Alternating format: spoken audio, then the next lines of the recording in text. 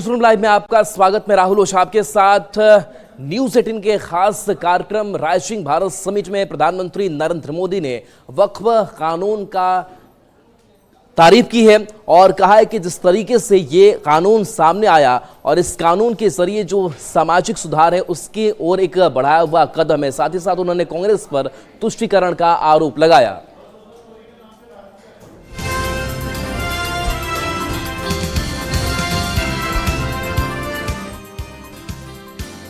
Big round of applause for him, please, as he graces Rising Bharat 2000. Rising Bharat news 18 network का सबसे बड़ा मंच और इस सबसे बड़े मंच पर पहुंचे देश के सबसे बड़े नेता, देश के प्रधानमंत्री Narendra Modi. Prime Minister Shri Narendra Damodar Modi will be. हाल के दिनों में वक्फ बिल की खूब चर्चा हो रही है। पीएम मोदी ने राइजिंग भारत के मंच से वक्फ से लेकर तुष्टीकरण और विभाजन तक के मुद्दों पर खुलकर अपनी बात रखी। ये जो वक्फ से जुड़ी डिबेट है, इसके मूल में तुष्टीकरण की राजनीति है, पॉलिटिक्स ऑफ अपीजमेंट है। ये तुष्टीकरण की राजनीति कोई नई नहीं है। इसका बीज हमारे स्वतंत्रता संग्राम के समय ही बो दिया गया था। अब सोचिए, भारत से पहले, भारत के साथ साथ और हमारे बाद दुनिया में कई देश आजाद हुए, लेकिन कितने देश ऐसे हैं जिनकी आजादी की शर्त विभाजन थी? कितने देश हैं जो आजादी के साथ ही टूट गए? पीएम मोदी ने कहा कि आम मुसलमान देश के बंटवारे के पक्ष में नहीं था, लेकिन कुछ कट्टरपंथियों को कांग्रेस के नेताओं ने खाद और बीज दिया ताकि सत्ता मिल सके।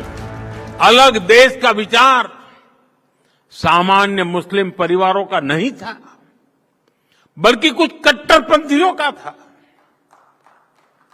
जिसको कांग्रेस के कुछ नेताओं ने खाद पानी दिया ताकि वे सत्ता के अकेले दावेदार बन सके। साथियों, तुष्टीकरण की इस राजनीति में कांग्रेस को सत्ता मिली, कुछ कट्टरपंथी नेताओं को ताकत और दौलत मिली। पीएम मोदी ने वक्फ बिल पास होने पर भारत की संसद और सांसदों को बधाई दी। पीएम ने कहा कि वक्फ भू माफिया को खुश करने का जरिया था। वक्फ कानून से गरीब मुसलमानों की रक्षा होगी। साथियों, मैं देश की संसद को सर्व समाज के हित में, मुस्लिम समाज के हित में एक शानदार कानून बनाने के लिए बधाई देता हूं।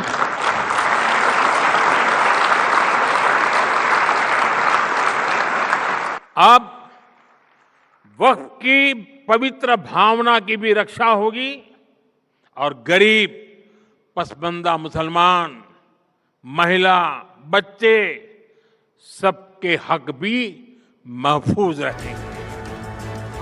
वक्फ बिल पास होने के बाद पीएम मोदी ने पहली बार वक्फ कानून पर बयान दिया, वो भी नेटवर्क 18 के राइजिंग भारत के मंच से। वक्फ से लेकर तुष्टीकरण और विभाजन तक के मुद्दे पर बोलते हुए पीएम मोदी ने साफ किया कि देश का मुसलमान 1947 में देश के विभाजन को समर्थन नहीं करता है। पीएम ने पूछा कि तुष्टीकरण की राजनीति से कांग्रेस को सत्ता मिली, कट्टरपंथियों को पैसा मिला, लेकिन मुसलमानों को क्या मिला? Bureau report, news 18।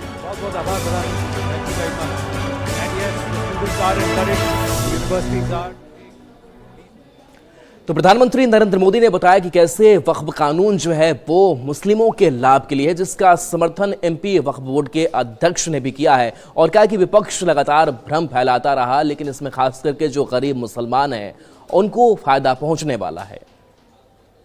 वो इनके अब बहकावे में नहीं आने वाला है, इनके डराने में नहीं आने वाला है। और मध्य प्रदेश वक्फ बोर्ड और हम सब लोग, अगर कोई भ्रमित करता है तो उस भ्रम को हटाने के लिए यहां बैठे हैं, ये बताने के लिए बैठे हैं कि ये कानून कब्जेधारियों से अवैध कब्जा हटाने के लिए है। किसी भी किराएदार को या किसी भी मस्जिद में, कब्रिस्तान में इंटरफेयर के लिए नहीं है। और देखिए, मुस्लिम स्कॉलर हैं शेख रुस्तम, उन्होंने भी प्रधानमंत्री नरेंद्र मोदी का समर्थन किया है और कहा है कि इससे गरीब मुसलमानों को फायदा पहुंचेगा, उनके हक और जो लड़ाई वो लड़ रहे हैं उनसे उनको लाभ मिल पाएगा। देखिए, न्यूज़ 18 के राइजिंग भारत के मंच से देश के प्रधानमंत्री माननीय नरेंद्र मोदी जी ने वक्फ बिल के कई पहलुओं पर बात की और देश के मुसलमानों को वक्फ के पवित्र उद्देश्यों की हिफाजत को लेकर आश्वस्त किया है। जब देश के प्रधानमंत्री वक्फ के पवित्र उद्देश्यों की हिफाजत को लेकर आश्वस्त कर रहे हैं तो हमारे पास भी सिवाय उम्मीदों के कुछ और बाकी नहीं रह जाता है। और देखिए, प्रधानमंत्री नरेंद्र मोदी ने कांग्रेस पर तुष्टीकरण का आरोप लगाया तो इस पर बिहार में भी सियासत तेज हो गई। बीजेपी और जेडीयू ने विपक्ष पर पलटवार किया तो विपक्ष की तरफ से भी प्रधानमंत्री मोदी के बयान का विरोध किया गया। पटेल को मानने वाले लोग हैं, महात्मा गांधी को मानने वाले लोग हैं, और जो लोग हैं समाज को बांटना नहीं चाहते हैं, जोड़ के रखना जानते हैं। और आप और आपके पार्टी के लोग हमेशा समाज को बांट कर चलते हैं। भारतीय जनता पार्टी और देश के प्रधानमंत्री सौगातें मोदी देकर भेजकर बोलते हैं कि तुष्टीकरण कोई और करता है। दीपावली पे, दशहरा में गैस सिलेंडर का वादा करके हिंदू भाइयों को भूल जाते हैं और फिर कहते कि तुष्टीकरण कोई और करता है। कांग्रेस पार्टी तुष्टीकरण की राजनीति की पर्याय है इस देश में और बिहार जैसे राज्य में। कांग्रेस पार्टी ने देश में 55 वर्षों तक राज किया और बिहार जैसे राज्य में भी 55-60 वर्षों तक राज किया। कांग्रेस पार्टी ने इस देश में मुस्लिम तुष्टीकरण की राजनीति की एक अलग प्रकाष्ठा पार कर गई। तुष्टीकरण की राजनीति कांग्रेस का पुराना इतिहास रहा है। पीएम मोदी ने तो आज खुलासा कर ही दिया। आखिर मुसलमान भाइयों को इससे लाभ मिला ही क्या? कांग्रेस सिर्फ वोट बैंक के रूप में मुसलमानों का इस्तेमाल करती रही, बदले में दिया सिर्फ धोखा ही धोखा। तो देखिए, इस वक्फ कानून का आरजेडी लगातार विरोध कर रहा है और ऐसे में अब्दुल बारी सिद्दीकी का एक बयान सामने आया और उन्होंने कहा है कि ये मुस्लिमों के हक को छीनने वाला कानून है। मुसलमानों को दें, काहे नहीं दे रहे हैं? मुसलमान को देने के लिए कोई रोका है? मगर यहाँ तो मुसलमानों का हक, हुकूक का प्रॉपर्टी छीनने की साजिश है और छीनने की कोशिश है और छीनने के लिए कानून बना। जेडीयू एमएलसी खालिद अनवर ने भी अपनी प्रतिक्रिया दी है और कहा है कि विपक्ष लगातार भ्रम फैला रहा है। गरीबों के लिए, खासकर मुसलमान जो हैं, उनके लिए फायदा पहुंचाने वाला कानून है। दिन से अपोजिशन पार्टियों ने एक नैरेटिव सेट करने की कोशिश की और कि ये बिल आपके खिलाफ है, बिल आपके खिलाफ है, और वो नैरेटिव सेट करने में कामयाब हो गए कि ये बिल आएगा तो मदरसा चला जाएगा, मस्जिद चली जाएगी, खानकाह चला जाएगा, कब्रिस्तान चला जाएगा। और मुझे लगता है कि मुसलमानों को जिन लोगों ने आज तक वोट की मशीन के तौर पर इस्तेमाल किया, उन्हीं लोगों ने ऐसा किया। यही अपोजिशन के लोग हैं। देश के मुसलमान, मौलाना अबुल कलाम आज़ाद हो, मौलाना महमूद हसन देवबंदी हो और मौलाना हसरत मुहानी हो, मौलाना, यानी जितने बड़े बड़े लोग थे, वो लोग तो चाहते थे कि हम एक जमीयतुल उलमा हो, बहुत सारी बड़ी बड़ी ऑर्गेनाइजेशन जो थी, सब लोग ये चाहते थे कि देश का विभाजन न हो। तो कौन सी शक्ति थी जिसने देश का विभाजन करवाया था? और मैं ये कहने में मुझे कोई हर्ज नहीं है कि ये कांग्रेस पार्टी और कांग्रेस पार्टी की नीतियां ही थी जिसने देश को बंटवाया। आरजेडी विधायक भाई वीरेंद्र ने धीरेन्द्र कृष्ण शास्त्री पर हमला बोला है और कहा है कि वो अलग हिंदुओं के लिए शहर बसाने की बात करते हैं, लेकिन उन्हें इतिहास की जानकारी नहीं है। ये देश जितना हिंदुओं का है उतना ही मुसलमान, सिख और ईसाइयों का है। सिख है, ज्ञानी है, आप क्या क्या करते हैं लोग को मालूम है, वायरल क्या क्या आपका हुआ है सब कुछ देखा भी है। यह देश हिंदू, मुस्लिम, सिख, ईसाई सबका यह धरती है। ये लोग आग न लगावें, यह देश सबका है। यह धर्मनिरपेक्ष राष्ट्र है और धर्मनिरपेक्ष राष्ट्र में रहने वाले लोग इस तरह की बात नहीं किया करते। और देखिए, वक्फ कानून पर सीमांचल में कहीं खुशी तो कहीं गम का माहौल है। जो बुद्धिजीवी हैं, खास करके मुस्लिम समाज के लोग हैं, उनकी प्रतिक्रिया क्या सामने आई है इस कानून पर, आपको सुनाते हैं। वक्फ बोर्ड को लेकर राज्यसभा एवं लोकसभा में बिल पास हो चुका है। ऐसे में सीमांचल के कटिहार का ये जो वक्फ बोर्ड का जमीन में ही इसी को डेवलप किया गया, इसीलिए यहाँ रायशुमारी बेहद महत्वपूर्ण है। क्या सोचते हैं यहाँ का जो व्यापारी है, स्थानीय लोग क्या सोचते हैं? अब तो बिल पास हो गया, किस तरह से देखते हैं? बिल पास हुआ है, ये सरासर गलत हुआ है। कानून में भी, संविधान में भी प्रावधान नहीं है कि आप किसी कम्युनिटी के खिलाफ कोई बिल लाके राज्यसभा लोकसभा में पारित करा लीजिए। ये जोर ज़बरदस्ती से किया गया काम है, इसकी हम निंदा करते हैं। और मेरा नाम मोहम्मद राशिद रफ़ी है। कैसे देखते हैं बिल अब पास हो गया, इसको कैसे देखते हैं? मेरा एहसास खताबार है सच कहने का, मुझसे पहले मेरा एहसास मिटाया जाए।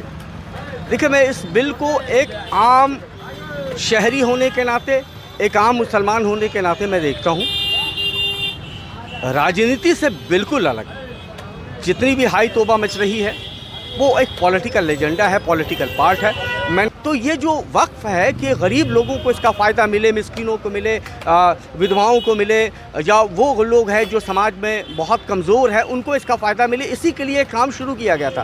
काम तो इतना शानदार था कि इसका जवाब नहीं, लेकिन लोगों ने इसका व्यापारीकरण कर दिया है। या आज के दौर में बड़े बड़े कॉम्प्लेक्स तैयार करके बड़े बड़े बिल्डर्स को या बड़े बड़े लोगों के हाथ में बड़े दामों पर इसको सेल किया जा रहा है। इससे आम मुसलमान को क्या फ़ायदा? जो रोड पर टोकरी लगा के चप्पल बेच रहा है और रोड पर सब्जी बेच रहा है वो भी मुसलमान है, क्या फ़ायदा है? इसलिए मुझे लगता है कि कोई ज़रूरी नहीं है कि सरकार के हर काम का खिलाफत हो। मुझे लगता है सरकार कुछ काम बेहतर तरीके से कर रही है, बस एजेंडे में न जाए, प्रोपगंडे में न जाए। एक नैरेटिव जो माइंडसेट तैयार किया गया उसको नहीं, बल्कि वक्फ को समझे। हाँ, इसमें अगर कुछ बेहतर और हो सकता है तो मैं ये गुजारिश करूँगा अपने वज़ीर आला से कि आप इसको और बेहतर करें ताकि मुसलमानों को यकीन और जीते, और हम सबके साथ, सबके विकास के साथ, आपके भी साथ हैं। बाबू खान, सोशल एक्टिविस्ट। तो देखिए, ये महत्वपूर्ण रायशुमारी है। आपको एक बार फिर ये दिखाते हैं, ये वक्फ बोर्ड की तरफ से डेवलप किया गया जो भवन है, और इसी के सामने ये रायशुमारी है। इसलिए सीमांचल के लोग वक्फ बोर्ड के बारे में क्या सोचते हैं, ये इस जगह से समझना बेहद जरूरी है। सुब्रत, न्यूज़ 18 कटिहार। जेडीयू विधायक गोपाल मंडल अपने विवादित बयानों से लगातार सुर्खियों में रहते हैं। एक बार फिर से उन्होंने हिंदू मुस्लिम वाला बयान दे दिया है और कहा है कि अगर क्रिकेट में अगर हिंदुस्तान जीतता है तो हिंदू यहाँ के पटाखे फोड़ते हैं, लेकिन अगर पाकिस्तान जीतता है तभी यहाँ के मुसलमान पटाखे फोड़ते हैं।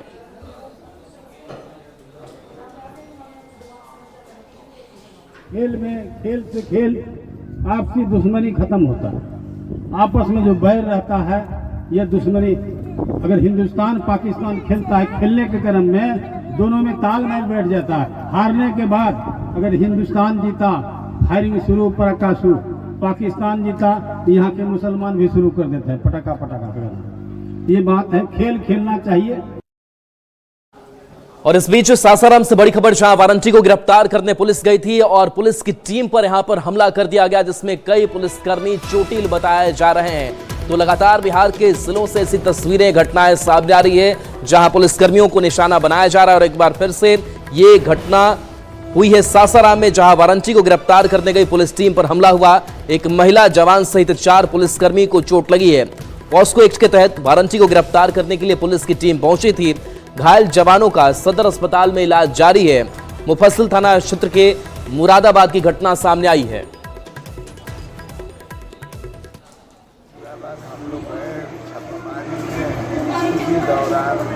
वहाँ के लोगों ने हमला बोल दिया और हम लोग को घायल कर दिया। कई लोग घायल हैं? 4 आदमी। क्या करने गए थे मुरादाबाद? ऐसे छापामारी करने गए थे। और समस्तीपुर से बड़ी खबर, जहां पर गोलीबारी की घटना को अंजाम दिया गया है, जिसमें 2 गंभीर रूप से घायल है, 3 को गोली मारी गई है। खबर है कि दलसिंह सराय मंडल के मनोहर टोला वार्ड की घटना है। गोलीबारी से इलाके में दहशत है। गोलीबारी की घटना में जख्मी हुए लोगों की पहचान भी की जा चुकी है।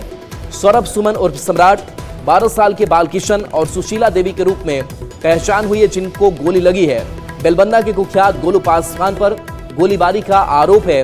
बताया जा रहा है कि भीड़ जुटती देख वह पैदल ही वहां से भाग निकला।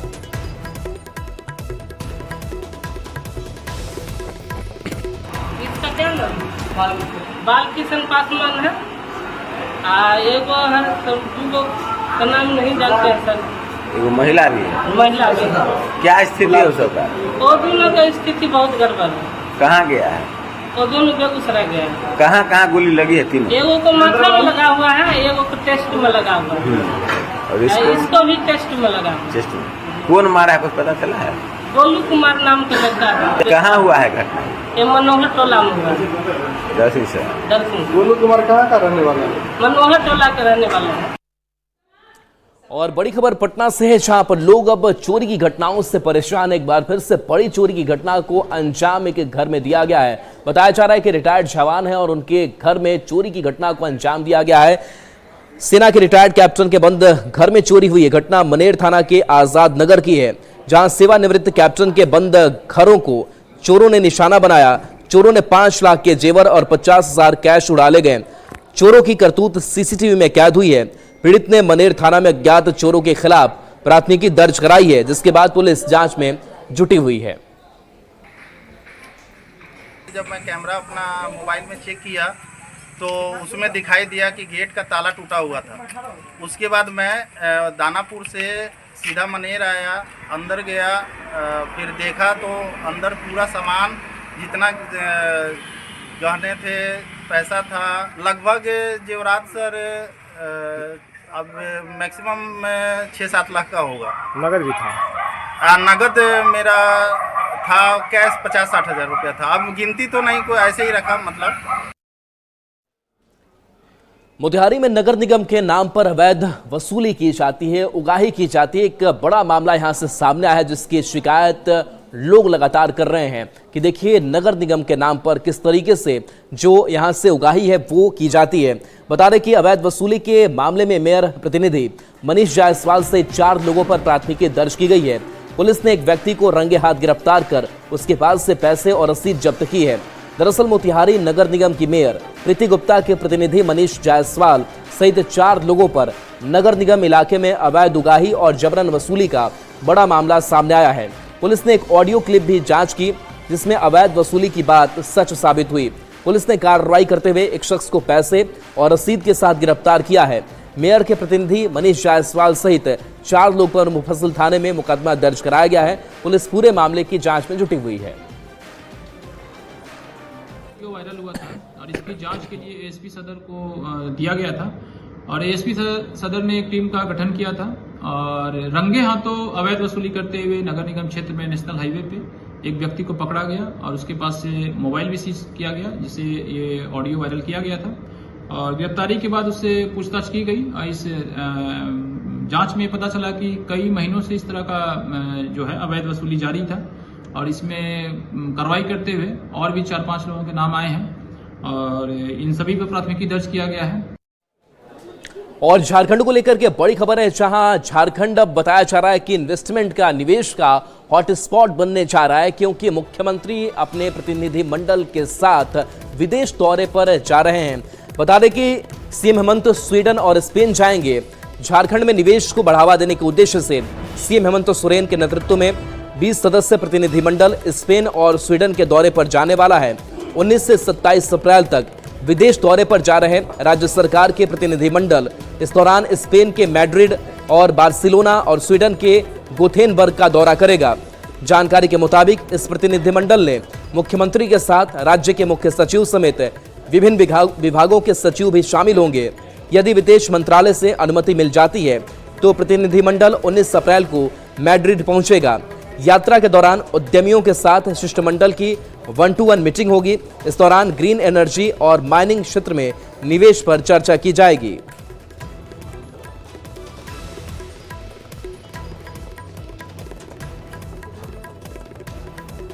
और देखिए, मुख्यमंत्री के इस विदेश दौरे पर बीजेपी ने सवाल उठाया है और कहा है कि सरकारी पैसे पर घूमना हुआ।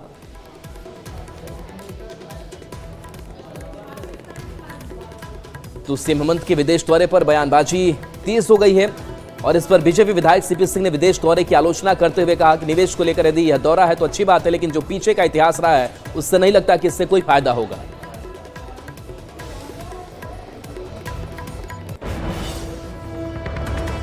कहना है कि यहाँ देश के बड़े बड़े उद्योगपति भी झारखंड में उद्योग नहीं लगाना चाहते, क्योंकि यहाँ लॉ एंड ऑर्डर की स्थिति ठीक नहीं, क्योंकि यहाँ जान देंगे जमीन नहीं देंगे, कोई हवा में उद्योग तो खड़ा होगा नहीं। तो ऐसी स्थिति में ये विदेश जाए, अमेरिका, इंग्लैंड, फ्रांस जाए, कहाँ जाएंगे, एक भी निवेश करता आ जाए तो बड़ी बात है। और गोड्डा से बड़ी खबर, जहां महगामा बाजार में लूटपाट की घटना को अंजाम दिया गया है। बताया जा रहा है कि दुकानदार से सोने की लूट कर ली गई और पूरी तस्वीर जो है वो सीसीटीवी में कैद हुई है। बता दें कि पिस्टल की नोक पर दो अपराधियों ने लूट की घटना को अंजाम दिया है। दुकानदार से सोने के जेवरात लूटे, घटना को अंजाम देकर अपराधी फरार हो गए। 2 लाख रुपए के जेवरात लेकर फरार हो गए। बता दें कि अपराधियों के भागने का जो वीडियो है वो सीसीटीवी में कैद हुआ है, जिसमें देखिए बाइक पर सवार अपराधी दिखाई दे रहे हैं। पुलिस मामले की तफ्तीश में जुटी हुई है।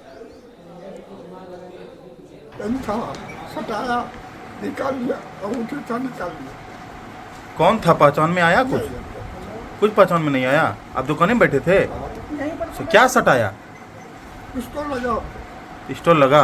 भीड़ यही है कि यहाँ पर से बापू बाबू का जो दुकान पर बैठे हुए थे, गांठ बन के आया और गला का चेन और अंगूठी दिखा के पिस्टल के नोक पे कर लिया ना। 3:30-4 बजे के लगभग एक बाइक पे 2 लोग आए थे और दुकान में एक व्यक्ति जो दुकानदार थे उनके पास से एक जो चेन पहने हुए थे रुद्राक्ष का और एक अंगूठी ले जाने की बात आई है। अभी हम लोग अनुसंधान कर रहे हैं। कुछ अभी फिलहाल हम लोग सीसीटीवी वगैरह खंगाल रहे हैं। बाकी जो तकनीकी अनुसंधान है उस पर भी हम लोग काम कर रहे हैं। दिन दोपहर में सर इस तरह की घटना हो जाना, हम लोग घटना का जल्द उद्भेदन करने का पूरी कोशिश करेंगे।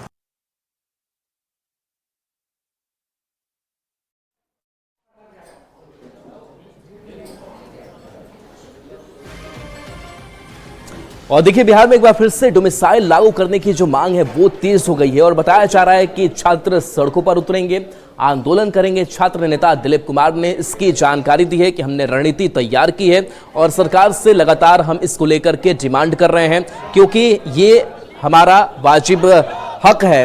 बता दें कि छात्र नेता दिलीप ने सरकार से डोमिसाइल नीति लागू करने के साथ साथ परीक्षा में धांधली पर रोक लगाने के लिए कोचिंग माफियाओं पर कार्रवाई की मांग की है।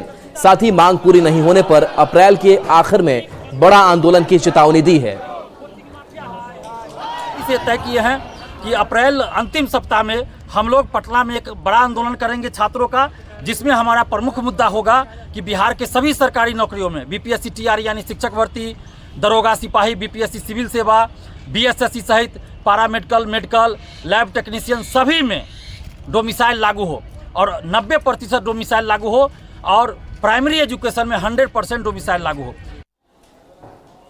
और चलिए, न्यूज़ रूम लाइव में इतना ही। न्यूज़ 18 बिहार झारखंड पर खबरें आपके लिए लगातार जारी है।